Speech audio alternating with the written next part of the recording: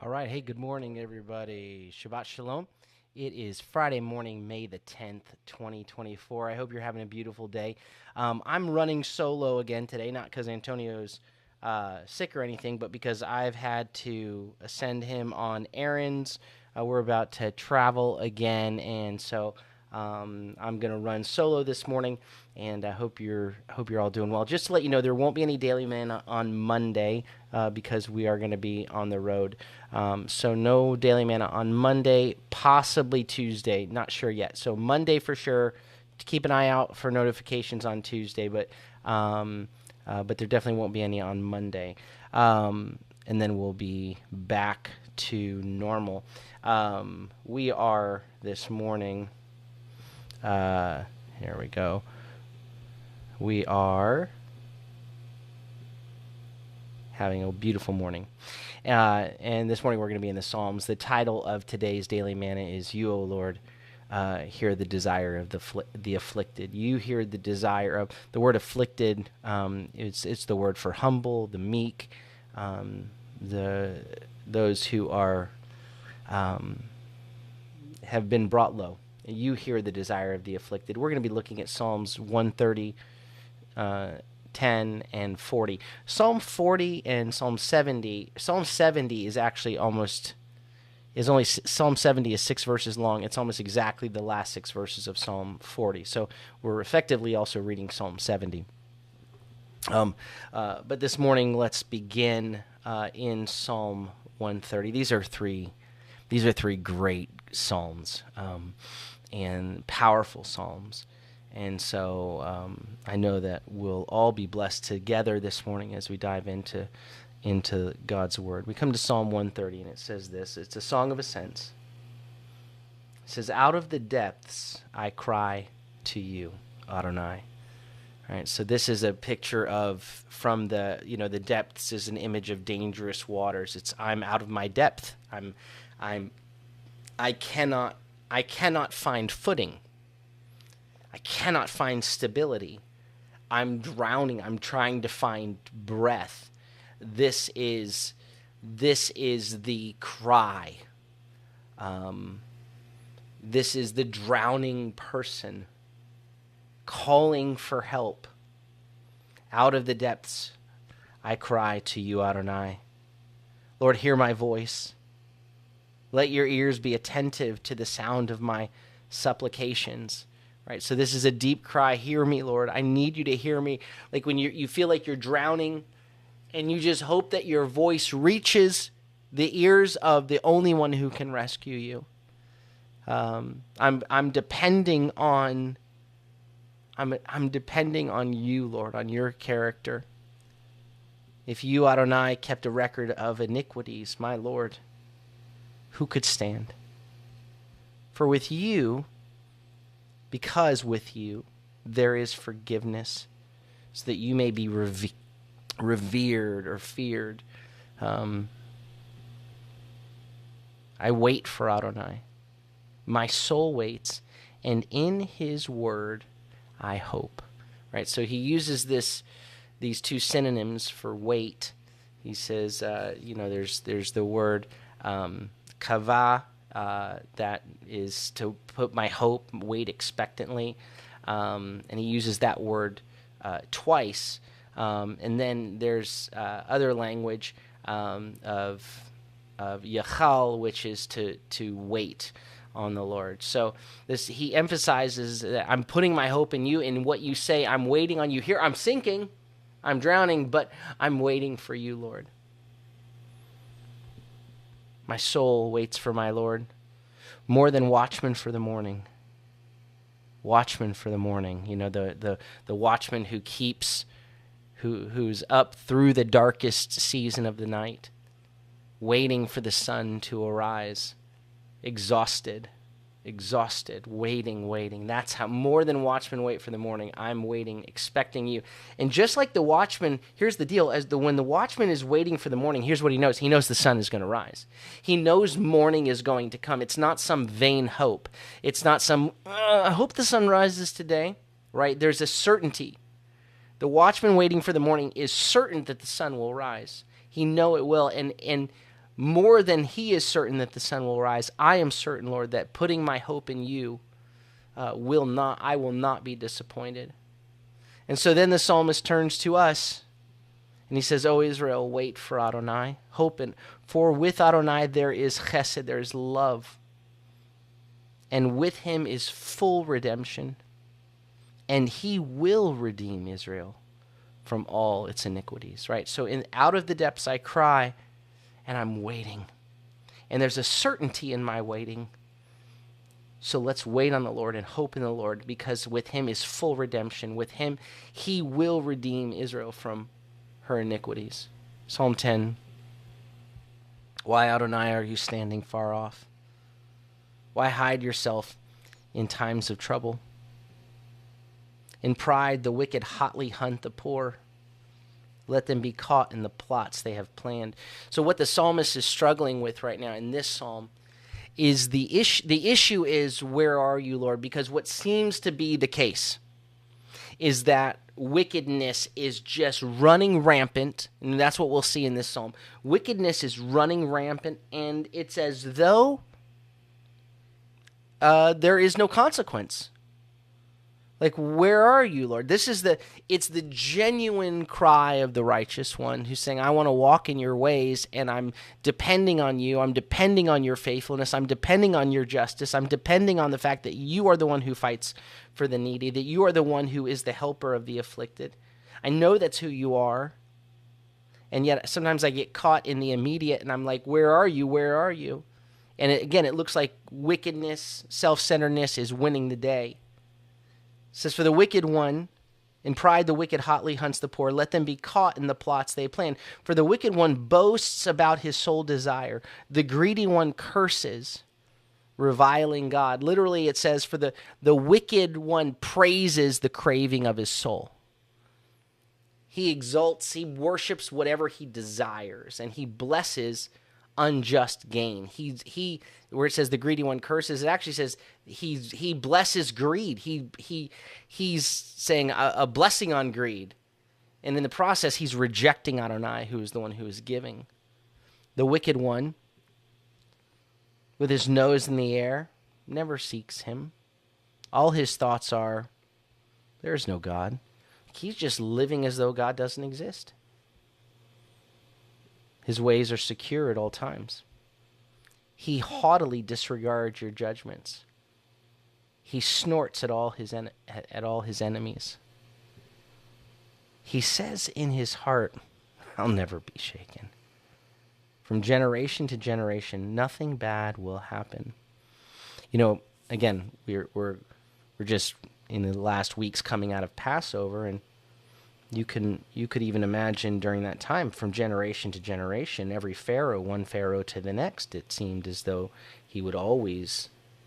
Pharaoh would always succeed, that Egypt would always win the day. But there was a day that was coming within God's timetable when that would end. And in the same way, it can look like the enemy, the Pharaoh of this world, will win the day, that the wicked will win the day from generation to generation. As we've gone through the book of Revelation, we've seen that there is an endurance that we as believers are called to through the ages. And we're being reminded to wait on the Lord, hope in the Lord. And it can look like in the short term that the beast is winning. It can look like in the short term that he has overcome. But they overcame him by the blood of the Lamb and by the word of their testimony, not loving their lives even to the point of death. So their overcoming looked different than what that included laying their lives down. This wicked one says in his heart, I'll never be shaken. It didn't happen to my father. He wasn't shaken. My grandfather wasn't shaken. From generation to generation, nothing bad will happen. It'll never end for me. His mouth is full of cursing, lies, and oppression. On his tongue are trouble and iniquity. And then it begins to describe, using language like a predatory language to describe what he does. And so you can see the way that people financially are predators, that, or in ways that they take advantage of those who are humble and afflicted, or those who have nothing, that they just take and take and take. While this here depicts as we go into these next verses, it depicts something more physical, and it can include that, of course, but it gives a picture of what can happen on any number of planes, number of areas of life, not just physically where someone is literally killing the innocent. So his mouth is full of cursing, lies, and oppression. On his tongue are trouble and iniquity. He lies in ambush near villages. In hidden places he slays the innocent. His eyes watch in secret for the helpless. He lurks in a hiding place like a lion in a thicket. He lies in wait to catch the helpless. He catches the unfortunate one, dragging him away in his net. Right? So he seizes the afflicted one. The unfortunate one is the word of the afflicted here.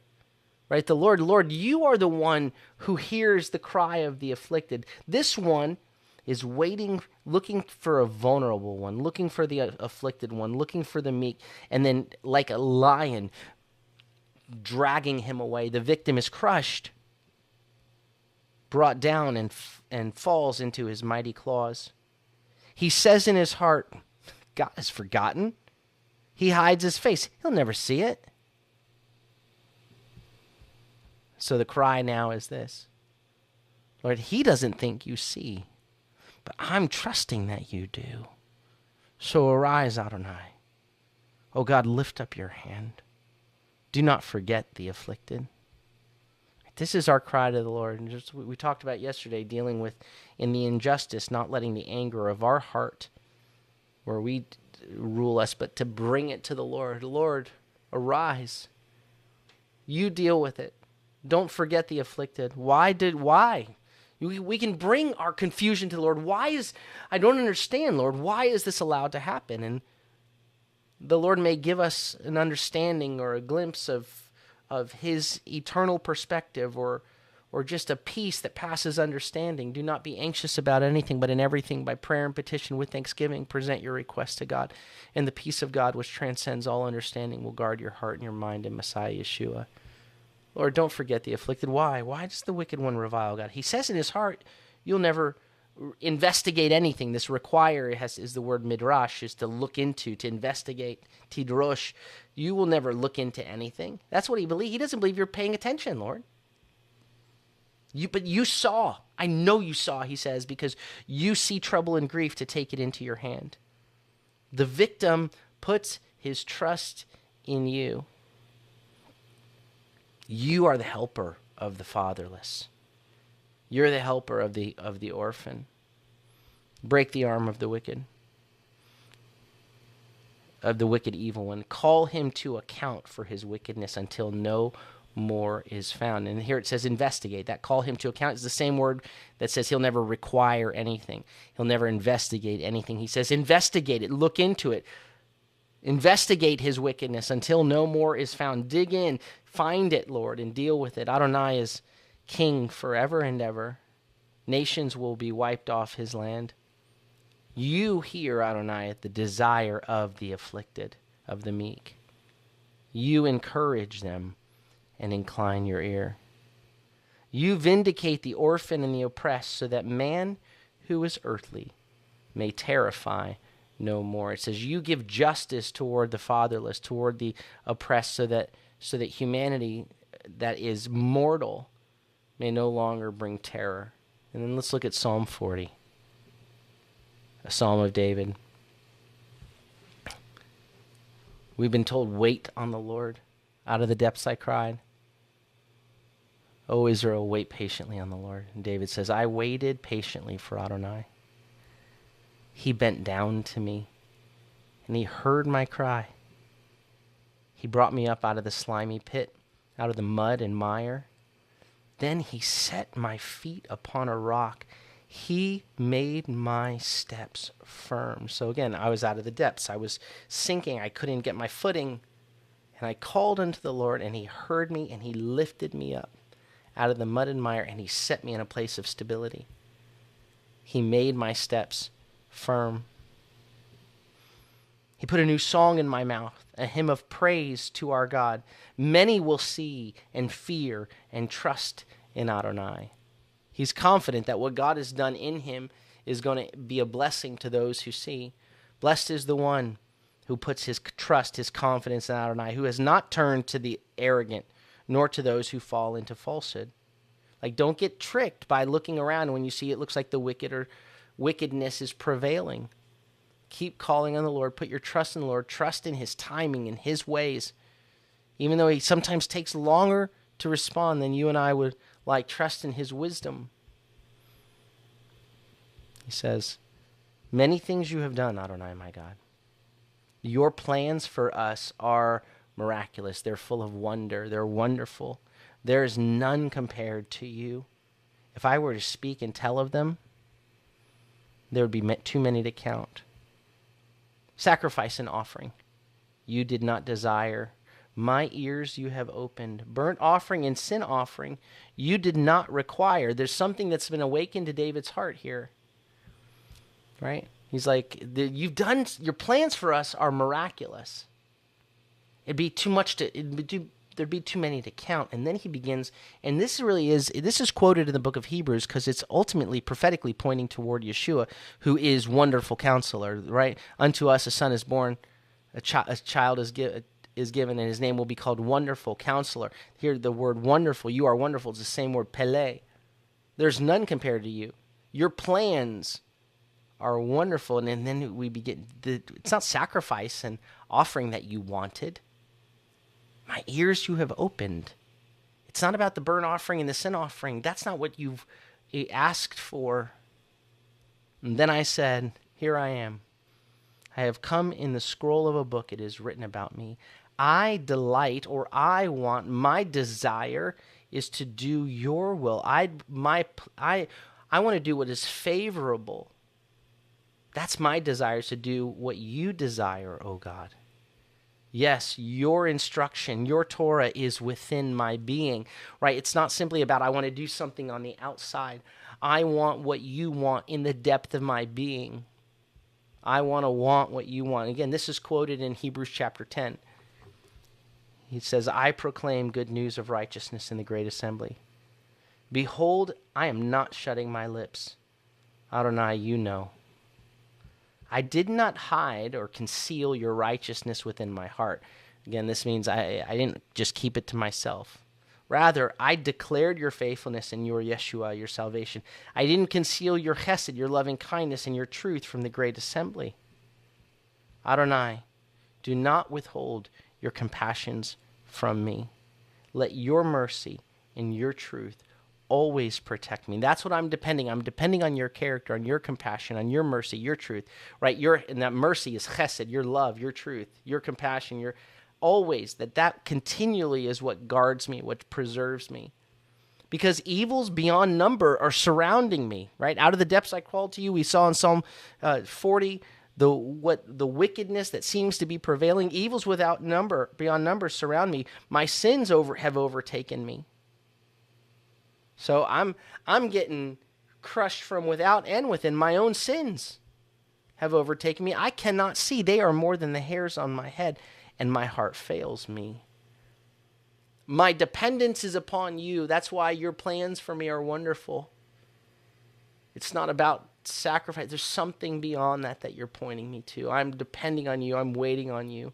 Adonai, he says, please deliver me.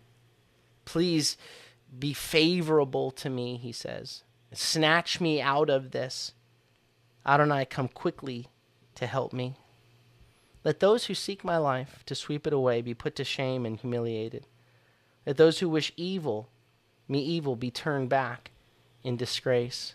This, again, these verses we see in Psalm 70 as well. Let those who say to me, who mock me, saying, aha, aha, may they be appalled over their own shame. But let all who seek you rejoice and be glad in you. Let those who love your salvation continually say, Adonai be magnified. But as for me, verse 16, or 18, excuse me. But as for me, I am poor, I am afflicted, he says. As for me, I am afflicted, I am needy. Yet my Lord has me remembers me. He's mindful of me. I love this. I'm afflicted. I'm in need, and yet my Lord is thinking of me.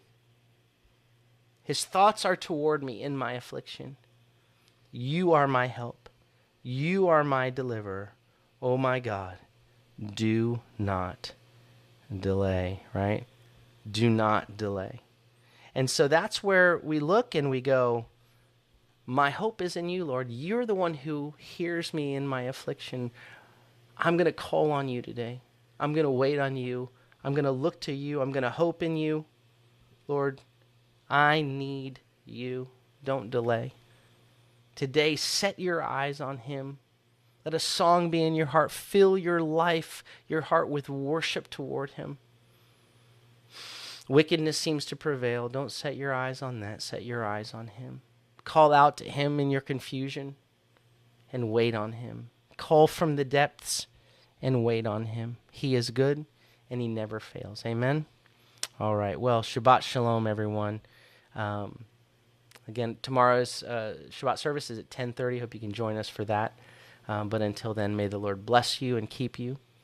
May the Lord make his face to shine upon you and be gracious unto you. May the Lord lift up his countenance upon you and give you peace. Shalom, shalom. Have a beautiful day.